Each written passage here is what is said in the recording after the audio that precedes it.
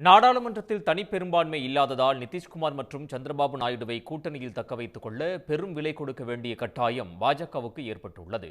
நிதிஷும் சந்திரபாபுவும் முக்கிய அமைச்சர் பதவிகள் மீது கண் வைத்துள்ள நிலையில் அவற்றை விட்டுக் கொடுக்க பாஜக தயாராக இல்லை. இது குறித்த ஒரு காட்சி தொகுப்பு. நாடாளுமன்ற மக்களவையில் தனிப்பெரும்பான்மை பெற 272 இடங்கள் தேவை என்ற நிலையில் பாஜகவுக்கு 240 தொகுதிகள் மட்டுமே வசமாகின.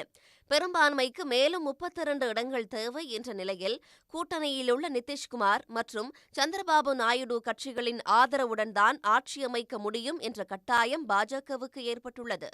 தெலுங்கு தேசம் மற்றும் ஜேடியு இணைந்து 28 இடங்களை கைப்பற்றியுள்ளது குறிப்பிடத்தக்கது.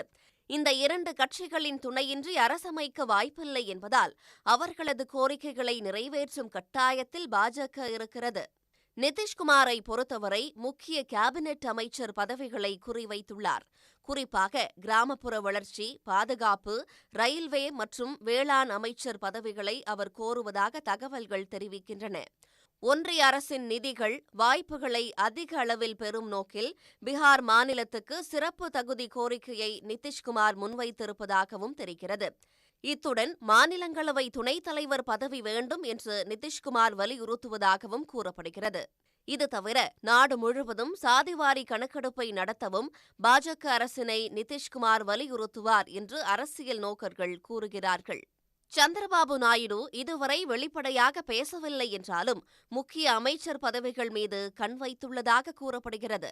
நகர் மற்றும் கிராமப்புற வளர்ச்சி, கப்பல் மற்றும் துறைமுகங்கள், சாலை போக்குவரத்து மற்றும் நெடுஞ்சாலைத்துறை, ஜல்சக்தி எனப்படும் நீர்வளத்துறை ஆகியவற்றை சந்திரபாபு கோரலாம் என்று தெரிகிறது. அத்துடன் ஆந்திராவுக்கு சிறப்பு தகுதி என்ற கோரிக்கையை நிறைவேற்ற அவர் அழுத்தம் கொடுப்பார் என்று தெரிகிறது.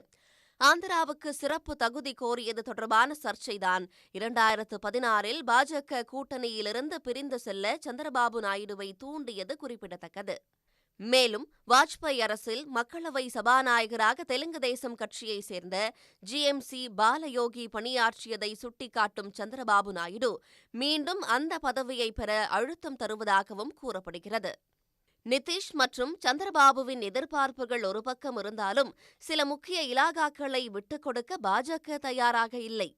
குறிப்பாக ரயில்வே, உள்துறை, நிதி, பாதுகாப்பு, சட்டம் மற்றும் தகவல் தொழில்நுட்ப துறைகளை தன்வசம் வைத்திருக்கவே பாஜக விரும்புகிறது.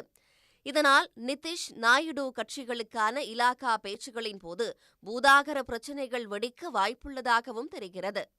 தற்போதைய நிலையில் ஜேடியு, டிடிபி கட்சிகள் தேசிய ஜனநாயக கூட்டணியில் தொடர்வதாகவே அறிவித்துள்ளன. இருப்பினும் நிதிஷ்குமாரும் சந்திரபாபு நாயுடுவும் பேச்சுவார்த்தைகளுக்கு பெயர் பெற்றவர்கள் என்பதால் அவர்களது கோரிக்கைகள் நிராகரிக்கப்படும் நிலையில் ஆதரவு கட்சிகள் மாறலாம் என்று அரசியல் நோக்கர்கள் கூறுகிறார்கள். உடனுக்குடன் செய்திகளை தெரிந்து கொள்ள சன் நியூஸ் பெல் ஐகானை கிளிக் பண்ணுங்க.